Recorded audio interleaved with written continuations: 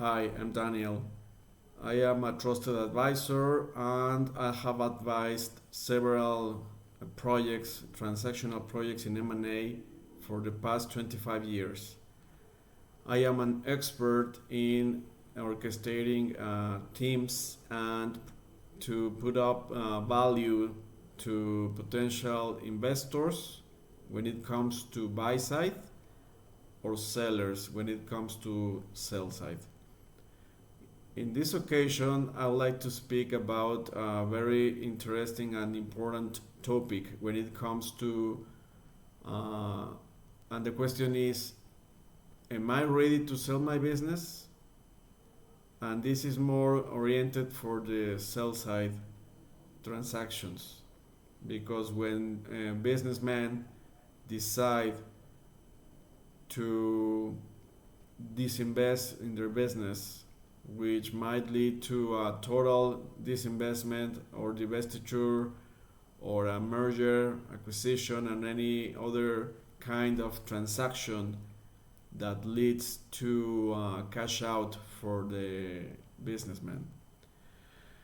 Okay, the first thing I'll suggest that you check it out is let's go to the genesis of the business. And the genesis of the business is how it started, how everything started. And in the sense of, are we speaking of a family business or are we speaking of an institutional business with two, three, or more groups of interests that conform the business? Most of the companies are familiar companies or family businesses, and in that sense, I like to address first that kind of type of businesses, family businesses.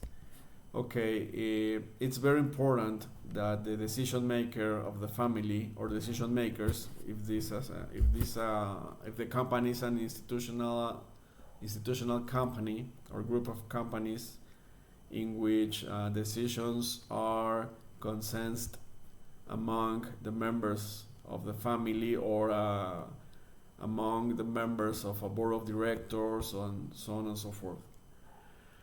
In that sense, it's very important that all decision makers or stakeholders in the business, when I say stakeholders, I'm referring to the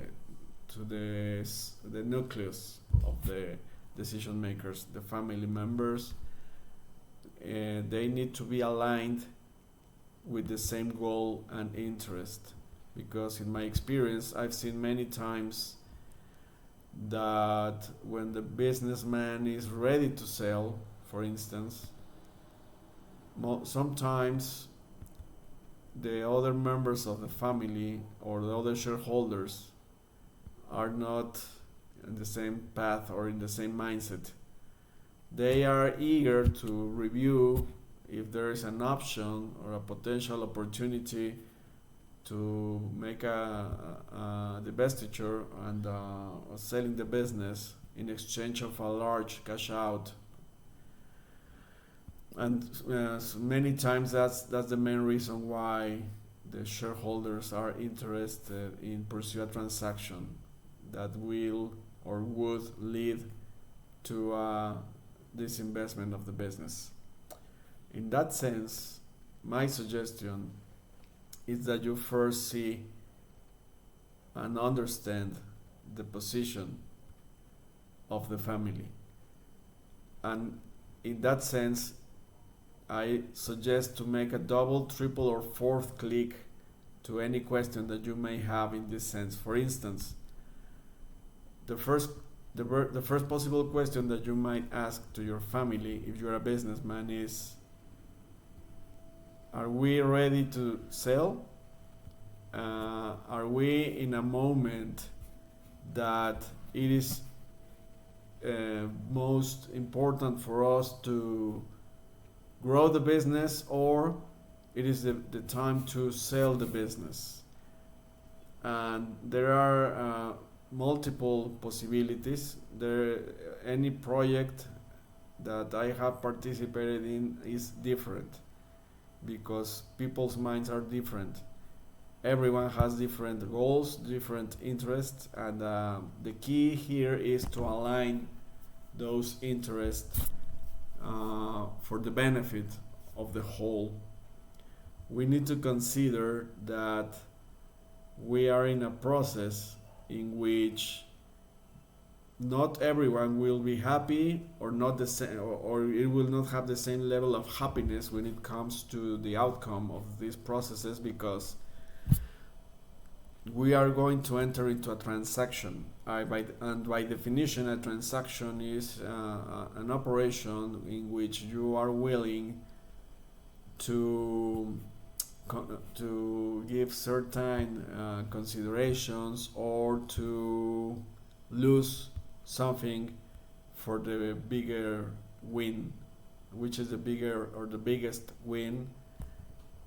To sell the business in the largest possible price, or at the biggest possible price, without, or not without possibly, but with the less risks, or a minimum risk for the persons, for the individuals, with a minimum risk for their families and their wealth and their state, and to receive the cash out as soon as possible, and without the less tax burden possible, which is that we need to understand that the tax implications in these transactions are of the utmost importance. And I always recommend my clients to see the tax authorities in their countries. For instance, in the States is the IRS, Mexico is the SAT, and so on and so forth. I suggest that they see them as their partners, because in the long run they are a partner of our company. Every month, if we win, they win. Okay? If we lose, they don't want to lose, obviously. We need to work with our tax advisors in that regard to submit tax returns and prepare the information, the financials, and the accountability, the accounting of the company, etc. So once you understand that you want to protect all those interests, you need to address these things with your family. You need to be aware that if you are pursuing or wanting to pursue a transaction in which you are going to sell a portion of a company, of your business, is a partial disinvestment of the company, not a total one, that might lead you to, to become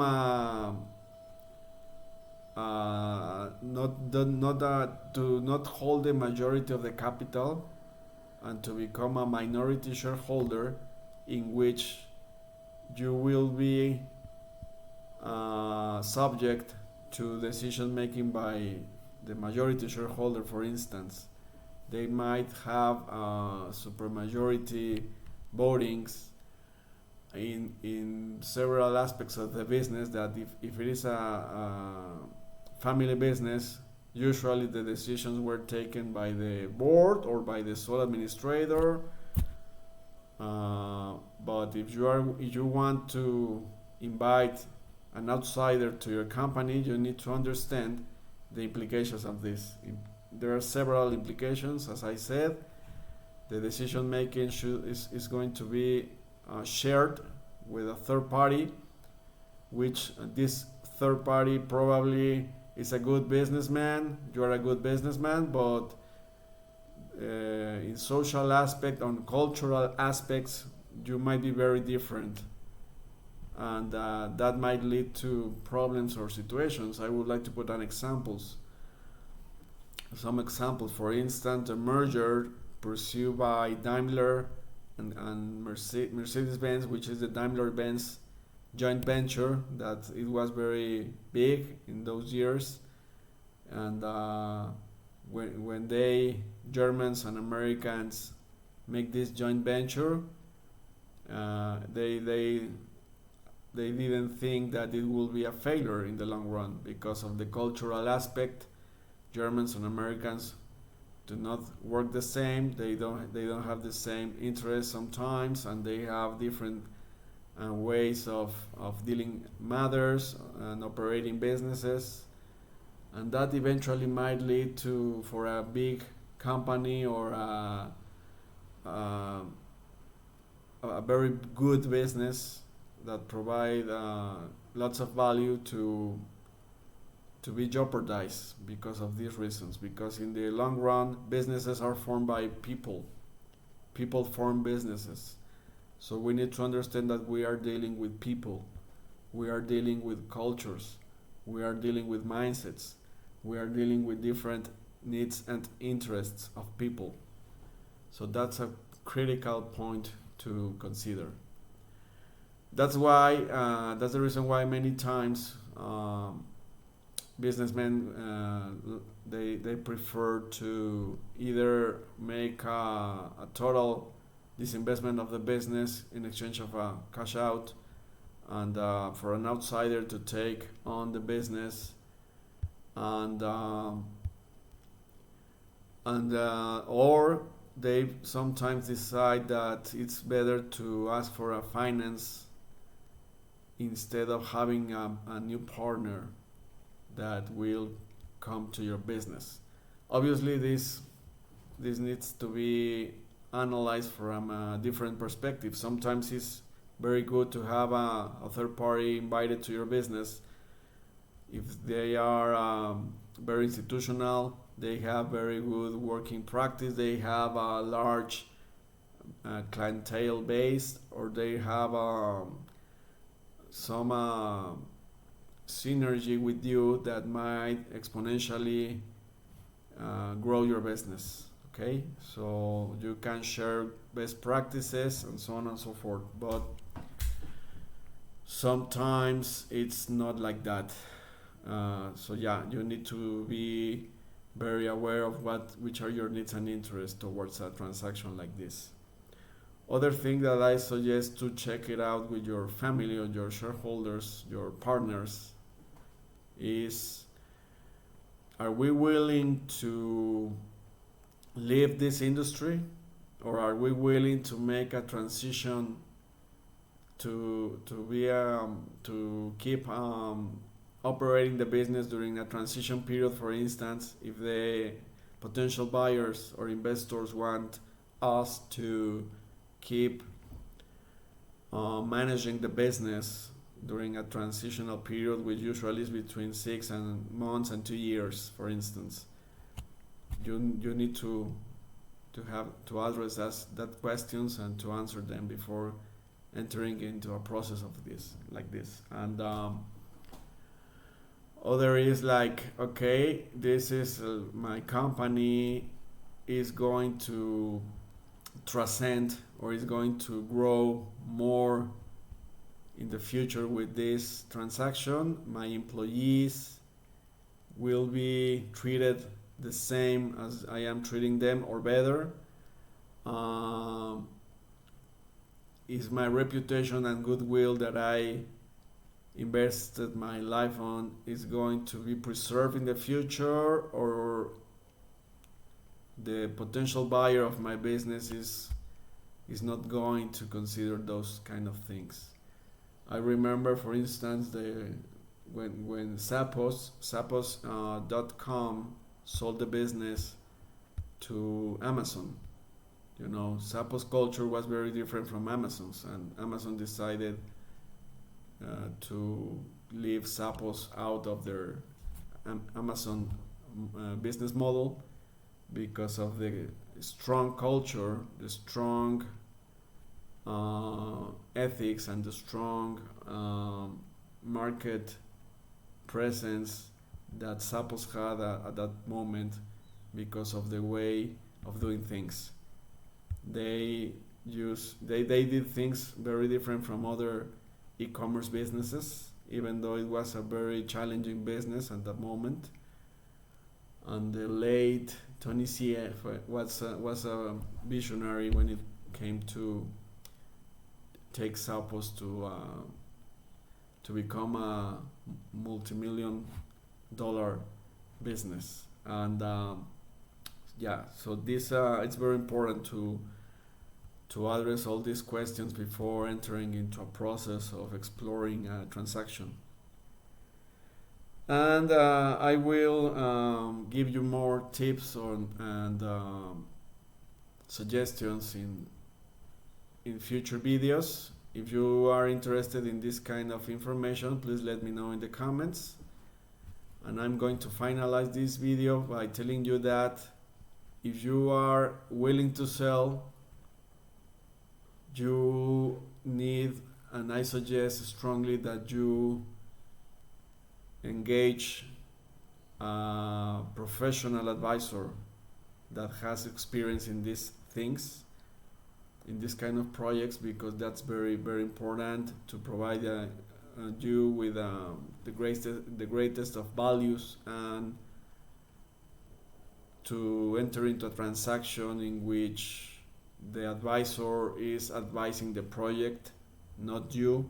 Because if you engage an advisor that only sees for your interests and needs and doesn't consider the third party's interests and needs, that will not be a good deal for anyone. So yeah, let's keep the conversation. Thank you very much for your time and attention. See you next time. Bye.